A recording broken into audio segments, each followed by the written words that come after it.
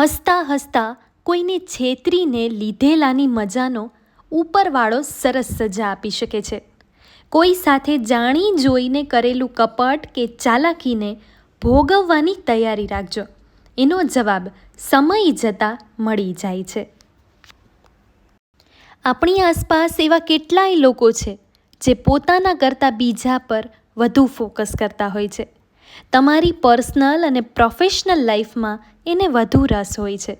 જાણ્યા સમજ્યા વગર વાતો કરવી એ એનો શોખ હોય છે. એવા લોકોને જેટલા વહેલા સમજી લેશો એટલું વધુ ફાયદાકારક હશે.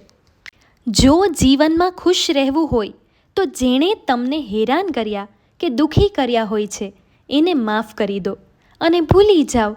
જે વિચારો કે વ્યક્તિ રોજબરોજ જીવનમાં પરેશાન કરતા હોય તેને ઇગ્નોર કરો અથવા તો છોડતા શીખી જાઓ.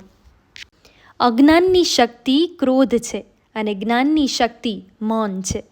દુઃખની શક્તિ હિંમત છે અને સમયની શક્તિ ધીરજ છે. ગેરસમજની શક્તિ કલેશ છે અને સમજણની શક્તિ શાંતિ છે. રાગ દ્વેષની શક્તિ દ્રુણા કે નફરત છે. પ્રેમ લાગણીની શક્તિ પૂર્ણતા છે. અભિમાનની શક્તિ અંધશ્રદ્ધા છે અને શ્રદ્ધાની શક્તિ નમ્રતા વિવેક છે.